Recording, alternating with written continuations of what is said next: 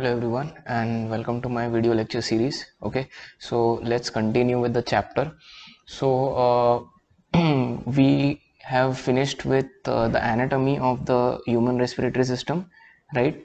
Then we started with mechanism of respiration, that was in the last lecture, and we completed with breathing and external respiration. Now let us start with the third part under mechanism of respiration, and that is called as internal respiration. Okay, so today we are going to cover only internal respiration.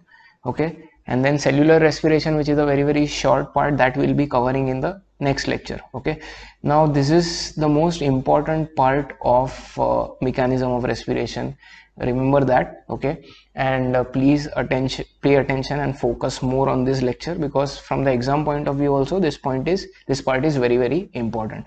Now under internal respiration, basically we have to study two things.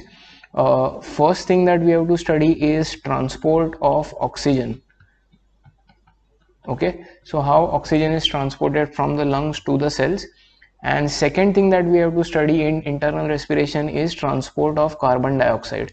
Okay, so the transport of carbon dioxide deals with the carbon dioxide which is generated at the cells and how is it transported to the lungs.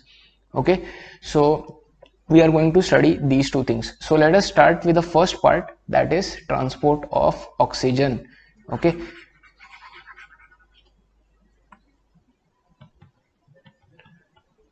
now out of the total amount of oxygen which is present, 97% is transported by binding with hemoglobin. Okay, so 97% of oxygen present in the alveolar air, okay, diffuses through the alveolus and enters the pulmonary capillaries and it attaches with hemoglobin. So 97% of oxygen binds with hemoglobin present in the blood. Okay, so the function of hemoglobin is to allow oxygen to bind to it, and then blood carries oxygen to the different cells. Okay, whereas 3% of the oxygen, it dissolves in the plasma of blood, and that plasma carries the oxygen. So these are the two ways in which oxygen is carried by the blood to the cells. Okay, so for all those who don't know, blood is made up of two things. First is the plasma. Plasma is the liquid part of the blood which mainly contains water and plasma proteins, and inside that plasma are present different kind of cells. For example, red blood cells, white blood cells, platelets. Okay, and together plasma and all these cells form the blood. Okay, so first of all, this forms a very low portion of transport, this 3% which is present. So that oxygen will directly dissolve in the plasma, and that plasma will take that oxygen to the cells, and when it reaches the cells, the oxygen will diffuse out and enter the cells, and it will be used in respiration. Okay, the important part over here is this, the 97% of oxygen which binds with hemoglobin. So how does that happen? So now let us see. As you know, the partial pressure of oxygen is very high in the alveolar air, right? It is 104 millimeters of mercury. So what happens is, the oxygen diffuses into the pulmonary capillary, because in pulmonary capillary the partial pressure of oxygen is 40 millimeters. So diffusion occurs, and when it diffuses into the pulmonary capillary, it binds with hemoglobin. So the reaction is somewhat like this: one hemoglobin molecule binds with 4 molecules of oxygen to give you a complex which is Hb4O2. Okay, and this structure is called as oxyhemoglobin. Okay, so 97% of oxygen combines with the hemoglobin and it forms this structure which is called oxyhemoglobin. Since I want to balance it out, I have added 4 over here. Is this clear? Okay, so then what happens is, this oxyhemoglobin is formed in the RBCs. Okay, and these RBCs take this oxyhemoglobin along with them. So the blood is flowing towards the cells or tissues now, because the oxygen is needed by the tissues. As soon as that blood reaches the cells or tissues, what happens is, this reaction becomes reversible. So this Hb4O2, okay, when it reaches the cell, so I am writing it over here, when it reaches the cell or tissue, it breaks down into hemoglobin and the 4 molecules of oxygen are released. So that oxygen goes to the cell uses it, hemoglobin is free again. Is this clear? So I hope this is clear. What is oxyhemoglobin? That is clear. Now one thing I want to state is that while writing oxyhemoglobin, normally we don't write it like HbO2. Okay, normally the term for writing oxyhemoglobin is HbO2. So you can write oxyhemoglobin as HbO2 also. Okay, so please remember that, because in the latter parts of this lecture I am not going to write oxyhemoglobin like this. You can also write it as HbO2.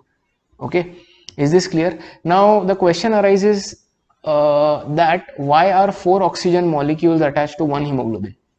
First of all, please remember guys that one RBC or one red blood cell, okay, red blood cell is also called as erythrocyte. We will be learning that in the coming lectures. So one RBC has approximately 300 million hemoglobin molecules. Okay, so one RBC doesn't have one hemoglobin molecule. Hemoglobin molecules are very, very small. One RBC, one red blood cell will have 300 million. And each of these hemoglobin molecules, they have 4 iron atoms attached to them. So if I want to draw the structure of hemoglobin, I can show it like this. This is the hemoglobin, and there are 4 iron atoms attached to the hemoglobin. Okay, so Fe2 plus I am showing, and each of these iron atoms is it can bind to one oxygen molecule. It is capable of binding. So if I want to bind the oxygen, then one oxygen over here, other oxygen over here, other oxygen over here, and one more oxygen over here. So now you can understand why hemoglobin forms is Hb4O2, because to the 4 iron atoms 4 oxygen molecules can bind. So to one hemoglobin total 4 can bind, so that is called Hb4O2, and this is called as a saturated hemoglobin. Saturated means no more oxygen molecules can bind to it. Suppose if I show that these 2 iron, suppose this and this, they are not bound by oxygen, so this structure is Hb2O2, it is unsaturated.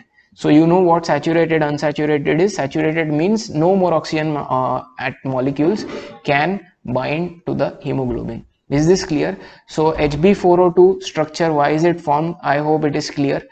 Now we'll come to this part later on, that why does this structure, which is Hb4O2, why does it dissociate or why does it break when it reaches the cells? Okay, we know that the cells require oxygen, but what is causing this to break? So that part we will see later on. Okay, now we come to a part which is called as saturation of hemoglobin. Okay, so what do you mean by saturation of hemoglobin? So a fully saturated hemoglobin, as I have already told you, will have 4 molecules of oxygen attached to it. If there are less than 4 molecules of oxygen attached to the hemoglobin, then it will be unsaturated.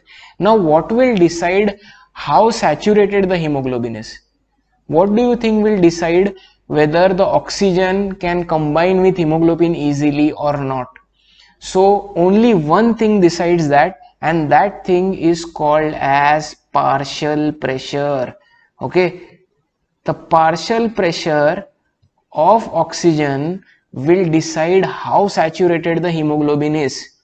So if the partial pressure of oxygen is very, very high, as in alveolar air where it is 104 millimeters of mercury, then almost all the hemoglobin will be saturated.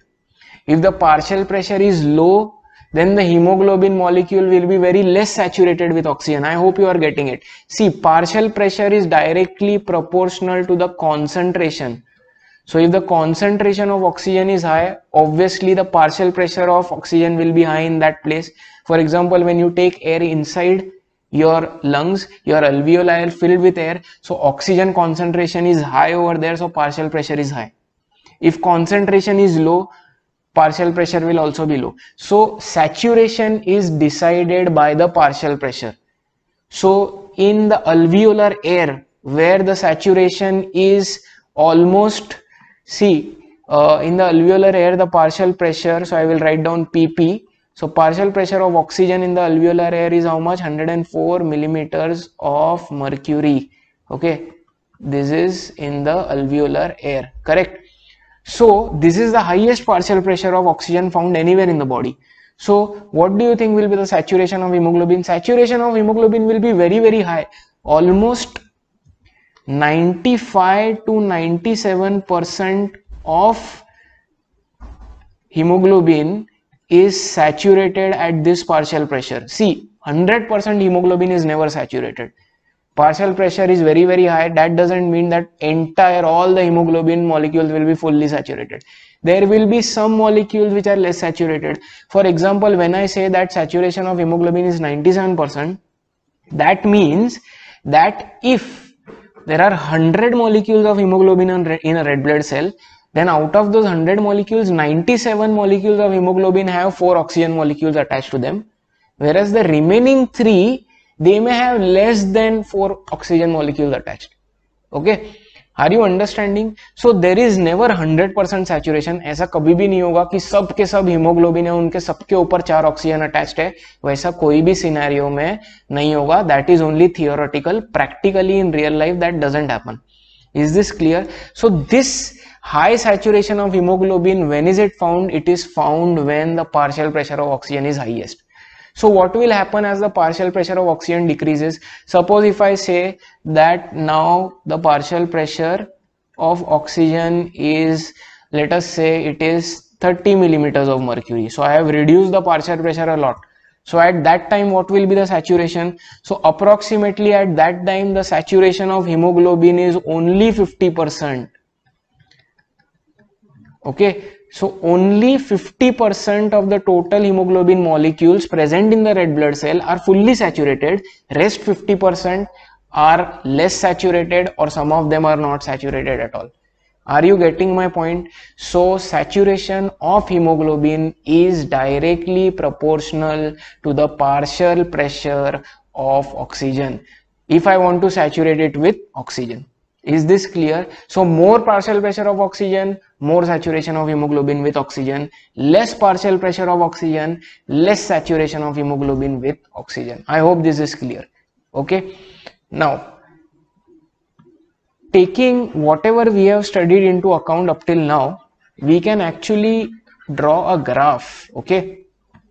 And if I want to draw the graph on the y-axis, I am going to take saturation of oxygen, saturation of hemoglobin with oxygen on the y-axis. So I am writing over here hemoglobin saturation with oxygen. Okay, and that will be in the percentage form. So I am going to write over here, this is 20%, this is 40%, this is 60%. This is 80%. Okay, and I will need to extend my y-axis up till, let's say, here. Okay, and this is 100%. So the saturation graph I have shown on the y-axis, saturation of hemoglobin. On the x-axis I am going to plot the partial pressure of oxygen. So again that is going to be 20, 40, 60, 80 and 100, but here the units is going to be what? Millimeters of mercury, correct? Because we are talking about partial pressure. So I have plotted a graph of, let me just complete writing this, partial pressure of oxygen. So I have plotted a graph of hemoglobin saturation of oxygen on the y-axis with partial pressure of oxygen. Now let us see what the graph comes to. Okay, so normally when such a graph is plotted, the curve which is obtained is a sigmoid curve. So the graph is like this.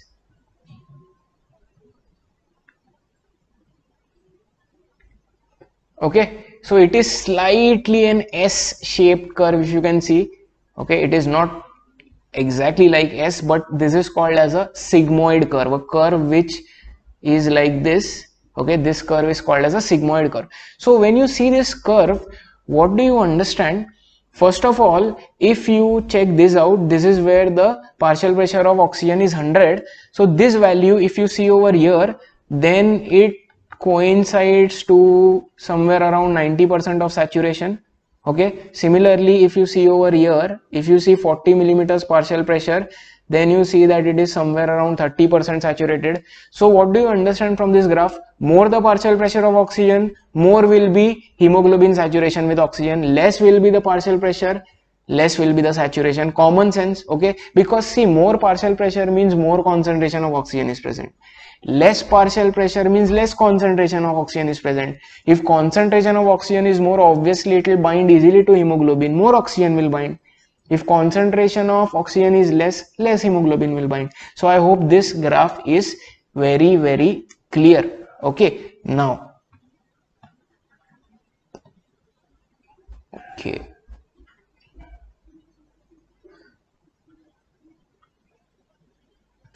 So this is the standard graph. Okay, this is the normal graph when your respiration is occurring properly.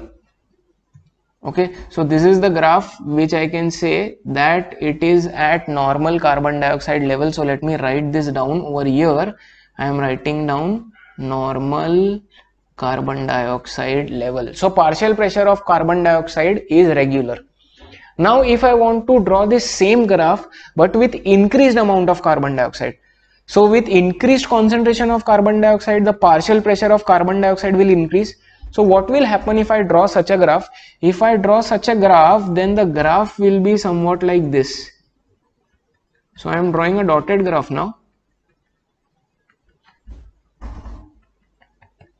Okay, so this graph is the graph which is with increased carbon dioxide.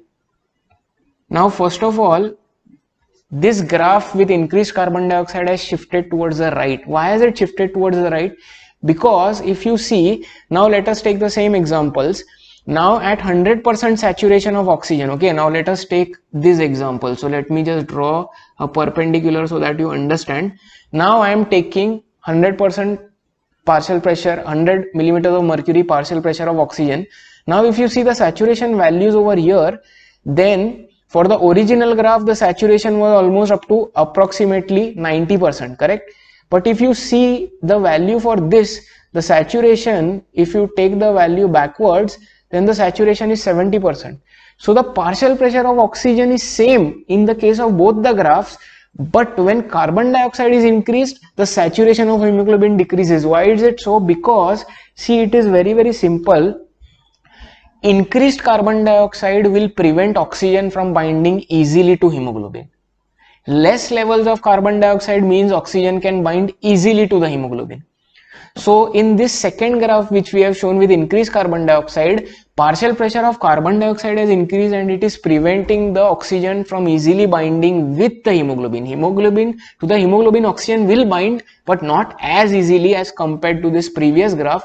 So in this second graph you can see that the saturation of hemoglobin with oxygen has gone down. And that is why we say that when carbon dioxide partial pressure is increased or when carbon dioxide concentration is increased, the graph or this curve moves towards the right. Now if I want to draw another graph, let me draw it with orange color, but here I want to show that the partial pressure of carbon dioxide is less than normal. Okay, so now what is going to happen? So that graph will shift towards the left. I hope everybody is understanding this. This is the graph with less carbon dioxide. Less carbon dioxide means concentration of carbon dioxide is less or partial pressure of carbon dioxide is less. So now why is it shifting to the left? Because partial pressure of carbon dioxide is less. So now oxygen can easily bind to hemoglobin. So now comparing those same values at 100 millimeters of mercury partial pressure of oxygen, now the percentage saturation will be even more. It might even be 100%. Because now carbon dioxide partial pressure is less, so it is not interfering much with oxygen. So with this, what do you understand?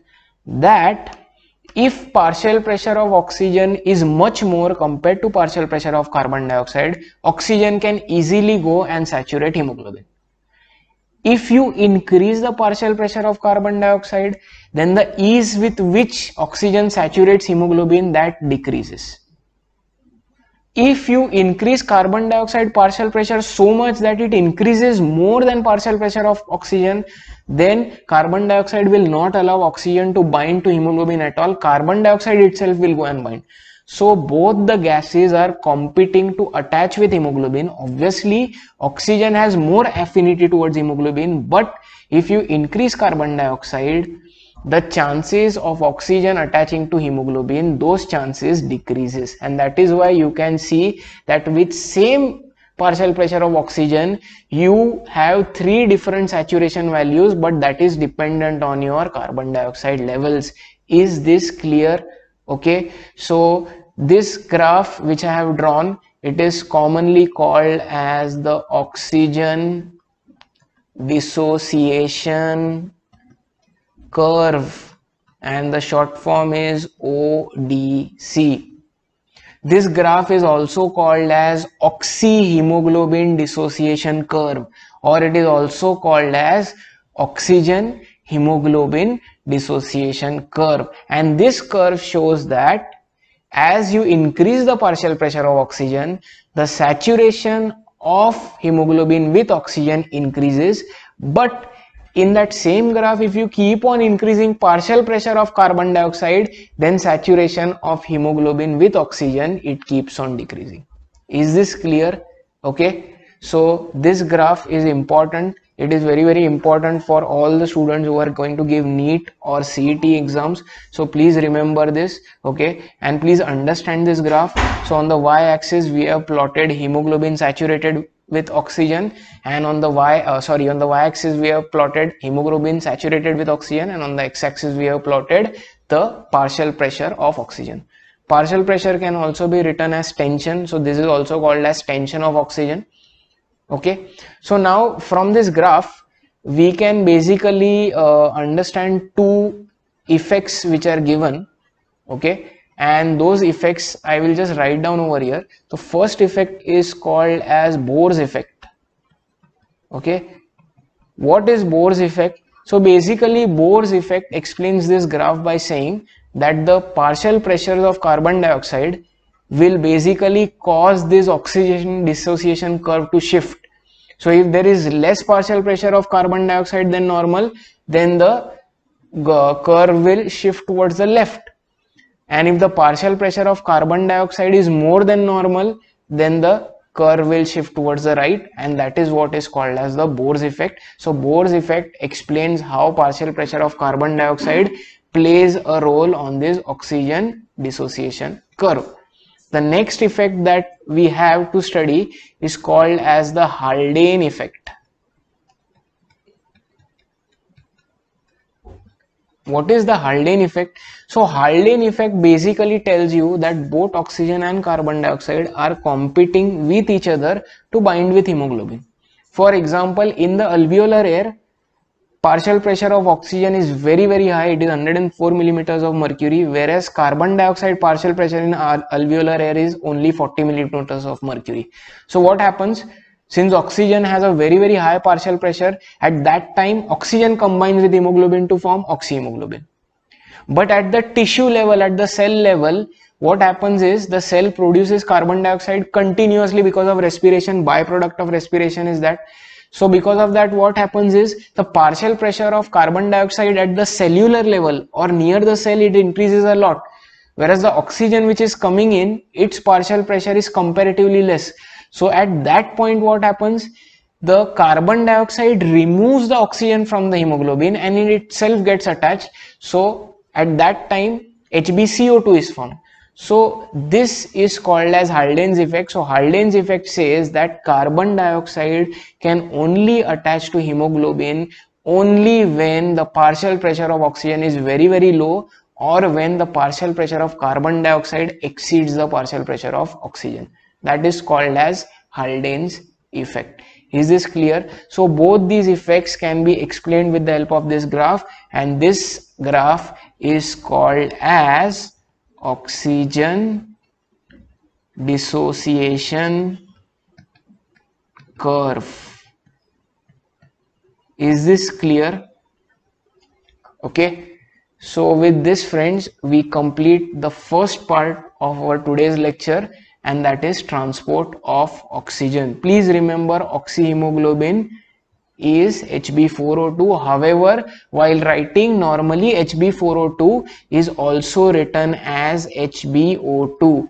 Okay, so at that time don't think, oh, why have those people not written 4O2. HbO2, Hb4O2 are same, because every time writing 4O2 is very very inconvenient. So oxyhemoglobin can be written like this, or obviously it can be written as this, but this means that hemoglobin is fully saturated. This is normally the term used for writing oxyhemoglobin HbO2. Is this clear? Okay, so with that we finish this part. Now the next part of the chapter is dependent on carbon dioxide transport. Okay, so let us start with that. I will rub this off.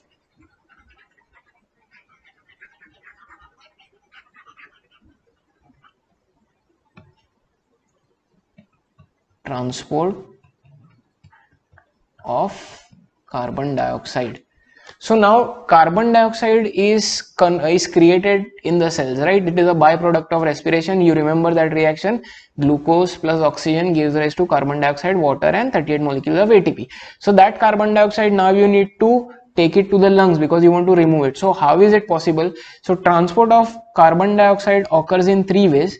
Okay, see, transport of oxygen occurs in two ways. The dissolved oxygen, which is 3%, that will go and that will be taken by cells, and 97% is attached to hemoglobin. Transport of carbon dioxide, there are three ways. First is transport of carbon dioxide which is dissolved in plasma. Okay. Second is transport of carbon dioxide in the form of bicarbonate ion. So bicarbonate ion is written as HCO3 minus. And third transport of carbon dioxide is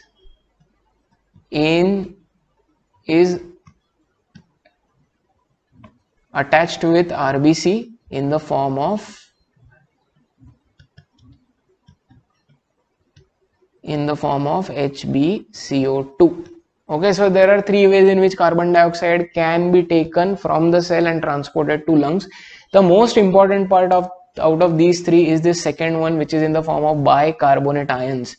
Okay, is this clear? So let us start with this. Please remember, this occurs 70% of the times, this occurs 23% of the times, and this occurs only 7% of the time. So maximum amount of carbon dioxide is transferred in the form of bicarbonate ions. Least amount of carbon dioxide is transferred by dissolving in plasma, and then we come to attachment with hemoglobin. Is this clear? So let us start with the first part of transport, that is the carbon dioxide which is dissolved in plasma. Now this is very very simple. Okay, so the carbon dioxide which is released by the cell, so I am just drawing a cell over here, correct? This is a cell, okay, and this cell is releasing the carbon dioxide, that is because of respiration. Now this carbon dioxide, it will dissolve in the plasma of blood. So this has been released in the blood, and it is going to react with water in the blood, and it is going to form a compound which is called as H2CO3, which is carbonic acid. Okay, and what happens is, in the plasma, this carbonic acid is present in the form of ions, so it splits up into H plus ion and HCO3 minus ions. Okay, so these ions are present when the carbon dioxide dissolves in the plasma. I hope you understand, plasma is the liquid in the blood. So if you want to see how it exactly is, so just imagine these are the RBCs, okay, and just imagine this liquid which I am drawing in blue, which is surrounding the RBCs, that is called as the plasma, and total this is the blood. Okay, so this carbon dioxide is dissolving in this plasma, water in the plasma, it is forming carbonic acid, and carbonic acid is in the form of ions. Now what happens is, this carbon dioxide is dissolved, okay, it is in the form of ions. Now that blood will go towards the lungs, the blood is going to go to the lungs. Okay, what is going to carry that? The pulmonary artery is going to do that, correct? So now, the pulmonary artery is basically going to carry this deoxygenated blood to the lungs, correct? You know that. So now near the lungs, what happens is, this deoxygenated blood which is present, it will undergo some changes. For example, all these reactions will become reversible. So when this blood carrying these ions, it reaches the lungs, what happens is this H plus and this HCO3 minus ions, they combine again and they form H2CO3. And this H2CO3 now splits up back into carbon dioxide and water. And now you know that the partial pressure of carbon dioxide in that capillary is 45 millimeters. So it diffuses into the alveoli, and even this water vapor diffuses.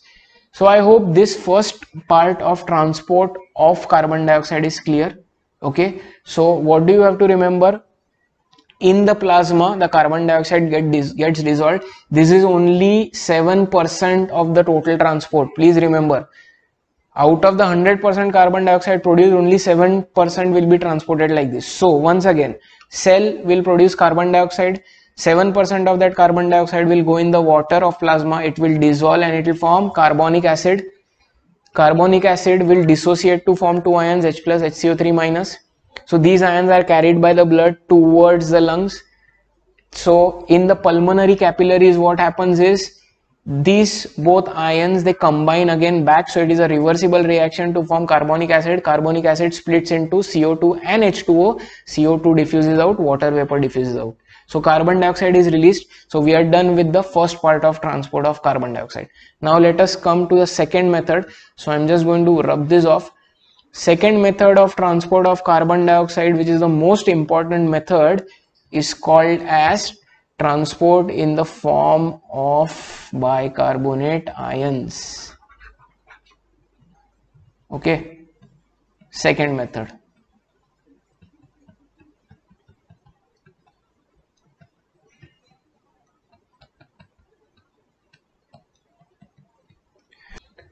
So this is a very important method of transport of carbon dioxide. Okay, so please pay extra attention to this method. Now what happens is, see, you have already seen that 7% of carbon dioxide gets dissolved in the plasma, and you know carbonic acid is formed, the ions are formed, and then when that blood reaches the lungs, again the ions combine to form carbonic acid, and carbonic acid gets converted into carbon dioxide water, and it diffuses from pulmonary capillary to the alveolar air. Now in this method, the same thing is going to happen, but it is going to occur inside the RBC. So now I'm going to draw a diagram over here. Okay, so this is your cell. Okay, and from the cell, the carbon dioxide is removed out during respiration. Now just let us assume that this is your RBC. Okay, so this is the RBC, red blood cell, and surrounding that red blood cell is the plasma. Now what happens in this method is, this carbon dioxide which is released by the cell, it doesn't dissolve in the plasma. Okay, that we have already seen. Most of the carbon dioxide, it goes inside the RBC. Okay, so almost 70% of the carbon dioxide enters the RBC. So it gets diffused in the in the RBC, and what happens is, inside the RBC, the same reactions are going to happen which occurred in the plasma. Okay, so I'm just going to increase the size of the RBC so that I can draw the reactions. So now the carbon dioxide enters the RBC. Okay, in the RBC, water is present because RBC is a cell. Every cell has got water of its own. So this carbon dioxide reacts with water, and this is all happening inside the red blood cell. Please remember, this is not happening in the plasma. Plasma is outside. So this reacts with H2O and it forms H2CO3.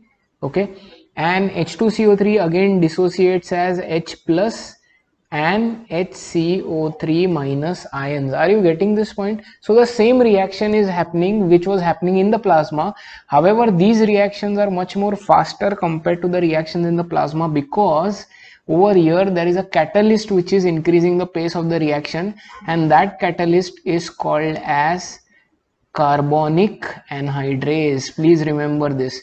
So this carbonic anhydrase is present inside the RBC. It is not present in the plasma. What is this carbonic anhydrase going to do? It is going to do the same thing. So that will help the carbon dioxide to dissolve in water and form carbonic acid. carbonic acid will dissociate into its ion form, but all these reactions will be much faster compared to the reactions occurring in the plasma, which we have already studied. Okay, so 70% of the reactions happen inside the RBC, 7% of those same reactions occur in the plasma.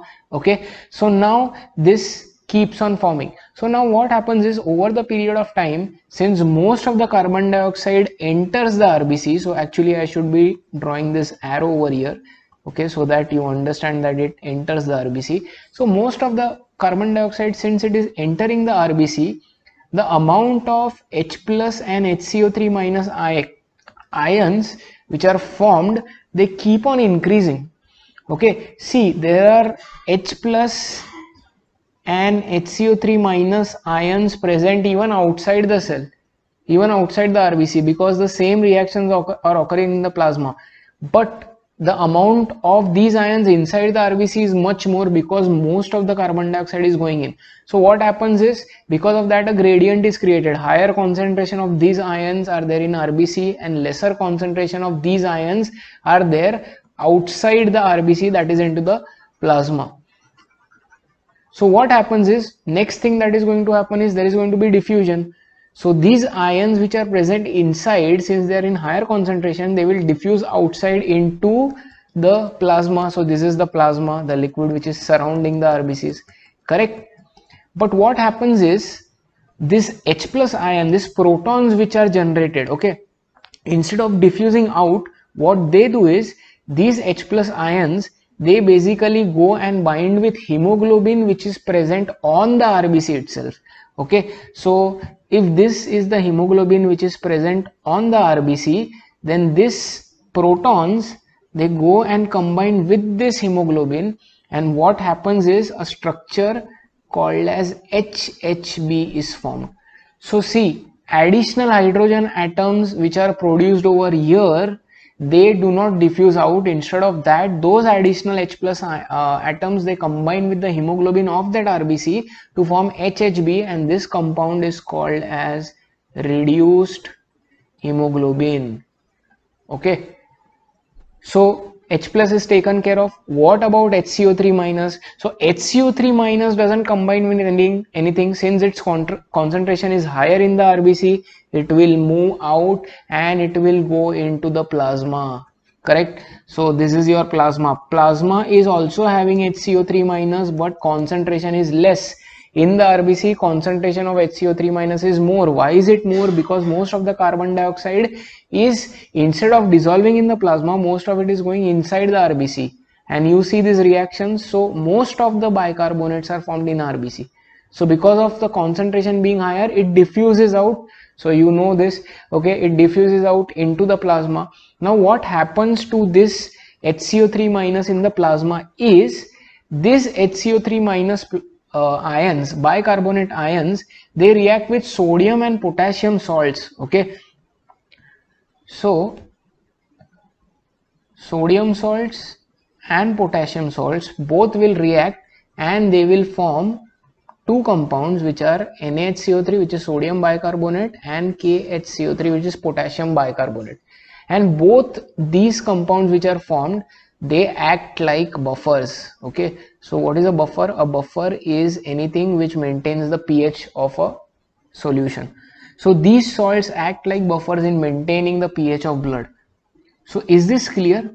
Okay, now what is happening is, because this bicarbonate ions from the RBCs, since they are diffusing out into the plasma, the RBC is losing its negative charge. Bicarbonate ion has a negative charge. Okay, so if this is going out and diffusing, so the negative charge inside the RBC is decreasing. So this makes the RBC very, very unstable. Charge wise, the RBC becomes stable because it is continuously losing its negative charge. And why is it losing? Because this bicarbonate ion is diffusing out. So now, to make sure that the negative charge of RBC is not lost, what happens is, you need to send a negative charge inside. Is this correct? So what happens is, negative charge enters the RBC from the plasma. So what is going to enter? See, bicarbonate ions will not enter back, because bicarbonate ions are already in a lesser concentration in the plasma. So they are not going to enter back in the RBC. So you need some other negative ion which will enter the RBC so that the lost negative charge is restored, and that takes place in the form of chloride ions. So the plasma is made up of many ions: sodium, potassium, calcium, chloride. So the chloride ions which are present in the plasma surrounding the RBC, they enter the RBC, okay, to make up for the lost negative charge which has gone out in the form of bicarbonate. So chloride ions from the plasma begin to enter the RBC and they replace the lost negative charge, and this entire phenomena is called as chloride shift. Is a very important topic, okay. So this entire part of transport of carbon dioxide in the form of bicarbonates has a very important part which is called as the chloride shift. Is this clear? Okay, or this is also called as Hamburger's phenomena. So that is the name of the scientist who discovered it, and on his name the phenomena is given. Okay, once again, why are chloride ions entering the RBC? So after respiration the cell produces carbon dioxide. Continuously carbon dioxide is being produced. 7% of it we have already seen, it is in the plasma, it is dissolved in plasma and it is in H plus bicarbonate ions. But now we are studying transport of carbon dioxide through bicarbonate. So what happens? Most of the carbon dioxide, almost 70%. So let me write over here, 70% of carbon dioxide goes inside the RBC. It dissolves in the water present inside the RBC to form carbonic acid. Carbonic acid dissociates to form proton and bicarbonate ions. So their concentration keeps on increasing inside the RBC. So what happens is diffusion occurs because gradient is created. Now protons which are produced extra, they do not diffuse out because they go and bind with hemoglobin to form reduced hemoglobin. But bicarbonate ions cannot bind with anything, so they go out in the plasma. So when those bicarbonate ions are leaving the red blood cell, the red blood cell is losing its negative charge. So how do you maintain that negative charge? By pulling some negative ion from outside. So which ions are those? Those are the chloride ions. So chloride ions will go inside the RBC. That is called as chloride shift. Now what happens to the bicarbonate ions? Outside in the plasma they combine with potassium and sodium salts. So the reaction is very simple. Na plus plus HCO3 minus gives you NaCO3, sodium bicarbonate. K plus plus HCO3 minus gives you KHCO3, potassium bicarbonate. And these salts acts like buffer, so they maintain the pH of blood. Is this clear? So all this is happening near the cell, okay, all this is happening near the cell. I hope you understand. Now this blood is deoxygenated blood, okay. Now this blood will go towards the lungs, correct, because you want to remove carbon dioxide, right? You have not removed carbon dioxide yet. So what happens is, as soon as this blood enters the pulmonary capillaries, the capillary which is surrounding the alveolar, what happens is exactly all the opposite things will start again. So first of all, what is going to happen? As soon as that blood reaches the alveoli, now these ions which are present, see, some ions are still present inside. Bicarbonate ions and protons or hydrogen atoms, they are not completely lost. All the protons do not bind with hemoglobin, or all the bicarbonate doesn't go out. It only goes out till both the sides the concentration is correct. So you still have H plus and HCO3 minus ions inside. Now we are talking about the situation near the lungs. So I will rub this off now, okay, and now I am drawing this as the alveoli or alveolar surface, okay. Now what will happen is all the reverse reactions will happen. So this H plus and HCO3 minus present in the RBC, that will be catalyzed by carbonic anhydrase and it will be converted into H2CO3. Same thing that we learned in plasma. And H2CO3 will break up into H2O plus CO2, and this CO2 which is formed, that has partial pressure of 45 millimeters, you know, and that will diffuse into the alveoli because carbon dioxide in the alveoli has partial pressure of 40. Even water vapor diffuses. So carbon dioxide is given out. Is this clear? Are you getting my point? Okay, so this is the second mode of transport of carbon dioxide through the action of bicarbonates. After we finish with this entire transport of carbon dioxide, we are going to draw two diagrams and we are going to see the transport of both oxygen and carbon dioxide. So I hope this part is clear. 70% of carbon dioxide is transferred back in this manner. Is this clear? Okay, so the same reactions are occurring in the RBC and the plasma, but please remember this chloride shift is happening inside the RBC. I have told you why it's happening, and these bicarbonate ions which are released out, they combine with sodium potassium to form salts which act as buffer. This reduced hemoglobin HHB also acts like a buffer, so it doesn't increase the acidity, because many people will think that this is hydrogen, so protons will increase the acidity. No, it also acts like a buffer. Is this clear? So we have finished with two methods of transport of carbon dioxide. Now let us come to the last and the third method of release of carbon dioxide, which is a very easy method, and that method is attachment or binding with hemoglobin in the RBC. Okay, so just like how oxygen binds with hemoglobin, even carbon dioxide can bind. However, only 23% of carbon dioxide is released when it is bound with hemoglobin.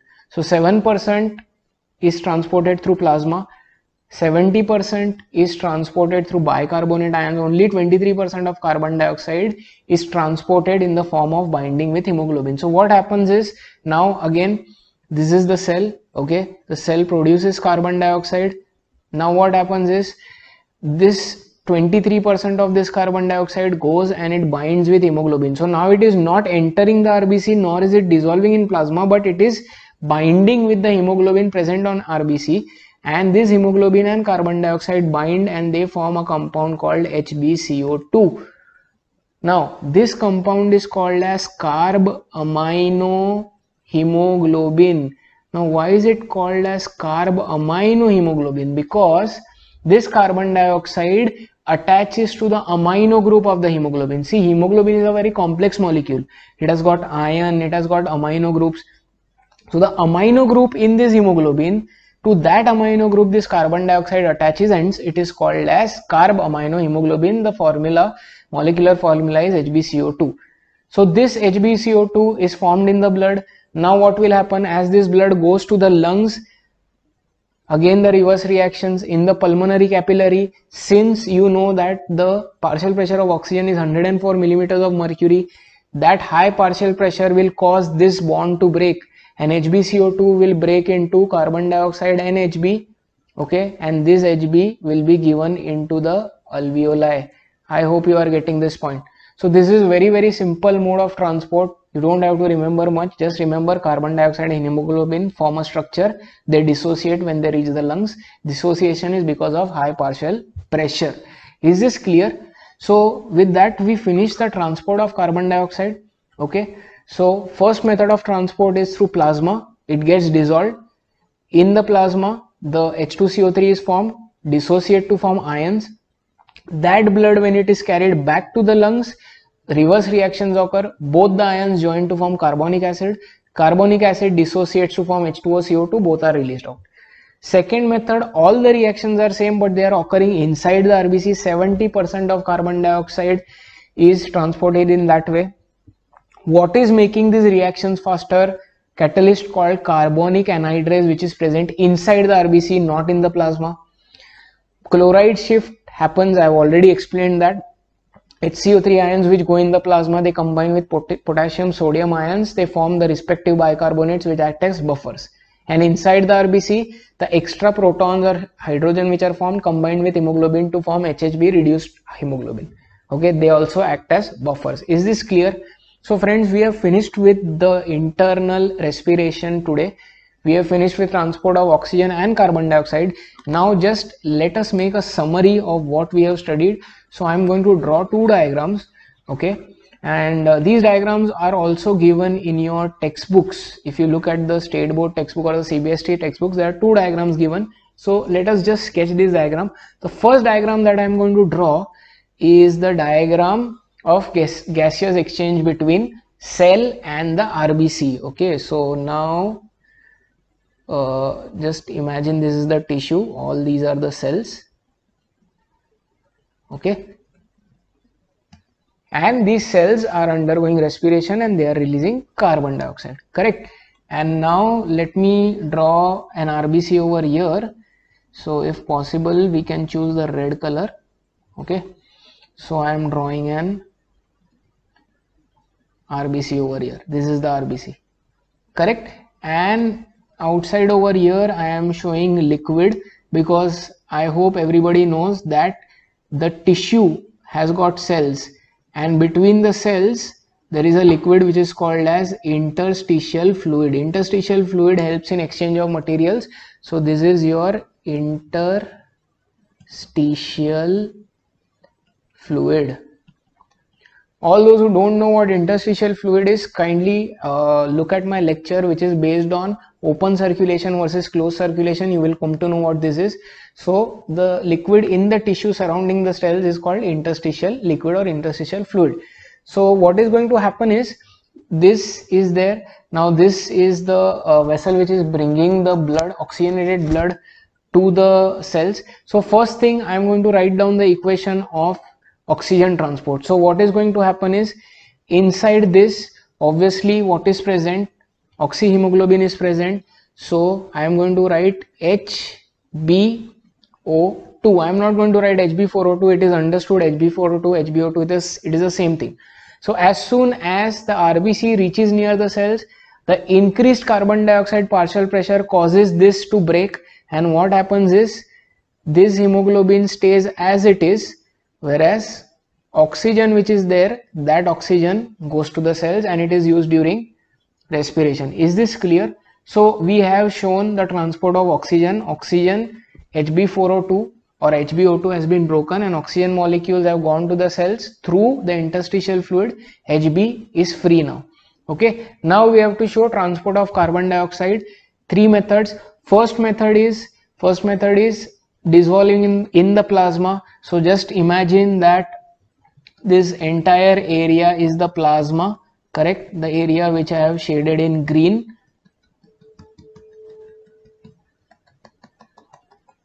So now what is going to happen is, first method of transport is through dissolving of carbon dioxide in the plasma. So now I am going to show that carbon dioxide is released by the cells, correct? This carbon dioxide combines with the water in the plasma and it gives rise to H2CO3. We have already studied this. H2CO3 dissociates as H plus and HCO3 minus. That's it. So right now this diagram is showing what is happening near the cells. So these ions are formed in the cells. Now coming to the second method. What is the second method of transport of carbon dioxide? That is through the formation of bicarbonate ions. So again, now I am going to show that carbon dioxide is released from the cells, but this carbon dioxide reacts with the water inside the RBCs, and what do you get? You get H2CO3. Please remember, carbonic anhydrase you have to write down, and they dissociate again in the same form, H plus and HCO3 minus ions. Is this clear? Okay. So this is approximately 7%. This is how much percent? 70%. Okay, but we have not finished yet. What we have to show? We have to show that this H plus combines with hemoglobin and it gives me HHB, which is reduced hemoglobin. HCO3 minus, what happens? It goes out, okay, and outside HCO3 minus combines with K plus, or it combines with Na plus to give you KHCO3 or NaHCO3, and what will they be? They will be the salts which maintain the pH of the blood. But you also have to show chloride shift, so you can use a different color and you can show that Cl minus ions are going inside, and you can also write into bracket over here chloride shift, or it is also called as Hamburger's phenomena. Is this clear? Is this clear? Have we finished with transport of carbon dioxide? No, this is the second method. Third method of carbon dioxide transfer is Hb and CO2 attach with each other. So now this free Hb is present over here because oxygen has left. Now again I will show carbon dioxide arrow inside, okay, and how much carbon dioxide is going in this way, 23%. So this carbon dioxide plus this hemoglobin will give me HbCO2.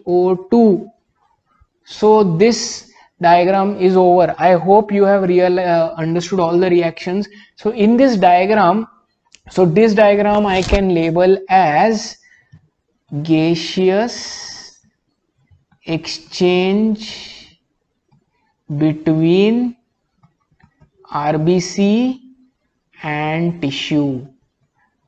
So here oxygen is given out, carbon dioxide is collected in the RBC. All the methods I have shown, plasma transfer I have shown carbon dioxide, bicarbonate I have shown, chloride shift I have shown, and I have also shown with attachment of Hb, which is carbaminohemoglobin I have shown. I have also shown how oxyhemoglobin dissociates. Why does oxyhemoglobin dissociate? Because partial pressure of carbon dioxide is more, so it breaks the bond.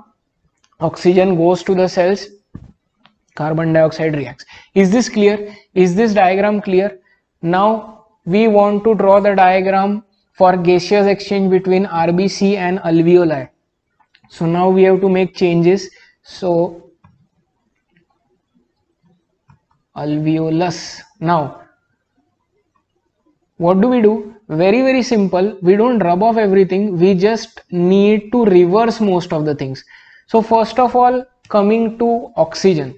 Okay, so what is going to happen is, first of all, since transport of oxygen we are going to write first, so first thing that I am going to do is I am going to show that oxygen is going inside. Okay, and okay, so I will do one thing, I will rub this off so that you know. So now we don't need interstitial fluid, we don't need the cells, correct? Now what we need to show is, we need to show the alveolus. So alveolus I will show over here, okay, and this is the surface of alveolus, correct? So this is alveolus.